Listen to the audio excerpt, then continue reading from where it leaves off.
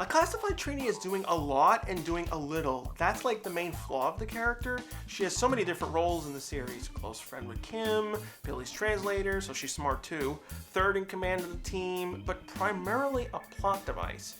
Trini swings on the extreme sides. When she gets a focus episode, it's pretty much a really good one, but when she gets nothing to do, she's invisible. What sucks is when season 2 came around, they started with the whole Richie thing, but that ended up not doing good. Even if Tree Trang stayed on the show, Richie would have probably vanished once the White Ranger was revealed. Even with all these issues, Trini was still really good. If it were possible, I would have loved if Trini came back.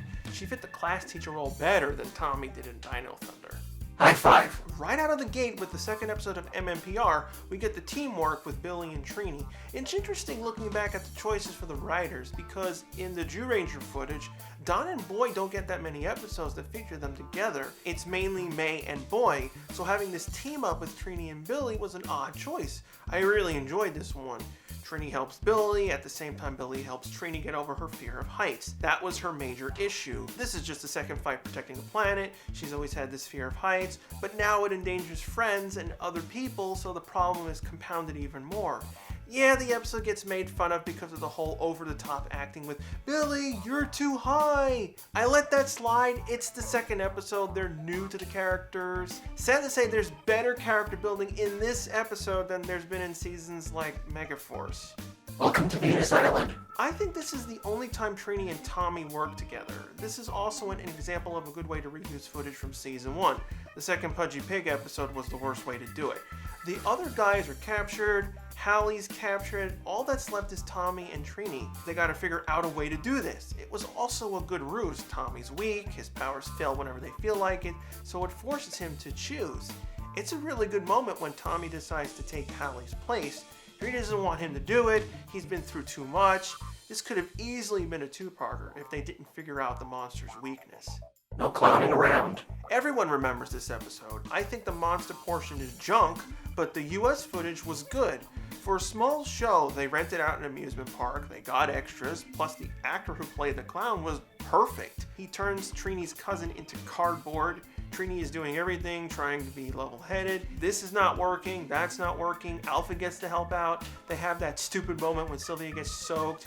It's fun and creepy at the same time. Till this day, I wish they had Sylvia's actress in the Big Sisters episode. That would have worked out way better. Not to mention Trini blowing up Bones' head in that crevice. Grumblebee.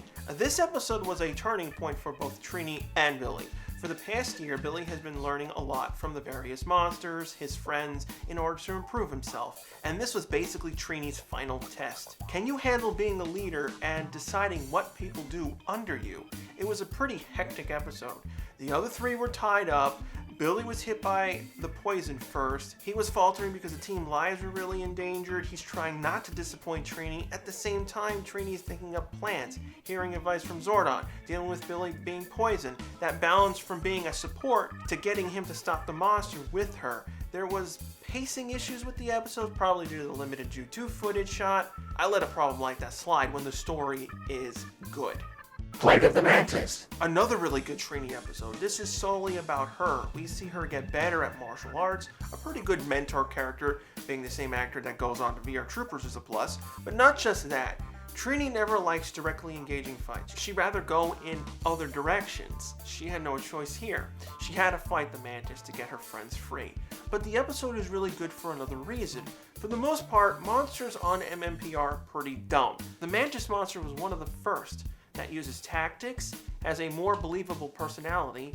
Mantis interacts way more than others, and the Mantis preyed on the fact that Trini would trust that she, even though the characters say she would have honor and wouldn't do behind your back things. That was the last time Trini gave monsters a chance, and where she passes the line of could be the leader of the team to can be the leader of the team, which leads me into why this is my number one pick. Big Sisters. Yep, I complained about this episode with Kim, I gotta do it with Trini. Not a good use of the girls, basically babysitting some random person. It doesn't help them. It doesn't build on Trini herself, Extras have to help a story along, but also work with the characters we care about. You can't make a new character that all they do is show up in this one episode because it ends up only being about them, so the episode itself ends up being a filler. That's a key problem in a lot of animes when they're based off mangas and they have to stall because they ran out of story to tell. This girl should have been related to Trini or Kim, like Sylvie in No Clowning Around. Dark Warrior. This episode was about Trini's Uncle Howard, who invented this invisibility potion. He also had some martial arts training, so decided to help out Billy, which is fine and all, but Trini was pretty much ignored. They didn't really do anything together. Then, Billy is the one who frees him from the bomb. Trini didn't even help there. On top of all this, her uncle invents this invisible potion. How is Trini's family never rich at this point? I hate when shows do that, introduce something really cool, world-changing, and it gets glossed over after the episode. The same thing happens in Ninja Steel when the kid who makes the cookie machine, he just solved world hunger. If you're gonna have a family member from someone, they gotta do something with them. Teamwork. Power Rangers is always going to be focused on positive morals. That's totally fine, but this episode didn't really work for me. It's too on the nose. Trini and Kim were using very simple roles, to the point of some of the scenes could be in a commercial. We don't really learn anything about Trini and Kim here, just that they don't like pollution. A better episode is the Cleanup Club. It involved the entire main cast. It was fun for them and fun for me to watch. This episode was more Captain Planet than Power Rangers. It's the first few episodes. It gets a pass for that. You usually won't get the characters down on the first go. For Trini, it hurts a little more since she didn't get many focused episodes. The Trouble with Shell Shock. Now, I like this episode from the monsters portion. It's just that this episode did absolutely nothing for Trini. Super awkward, it doesn't really make any sense. It's due to the way MMPR structured the series. We don't mainly use the mythical aspects of Jew Rangers, so when they pop up, it feels really random. So we see Trini able to use the saber-toothed tiger to find these plants. It doesn't really make sense. Then I'm like, how come no one else does this or use the power to find things in other episodes? She's running around like an idiot, an example of Trini being a plot device. For Whom the Bell Tolls. I don't hate this episode because of Tickle Sneezer. The monster and Sori were fine. It's pretty much a use of the Jew Ranger plot, minus the kid in the episode, which you can see in a few shots.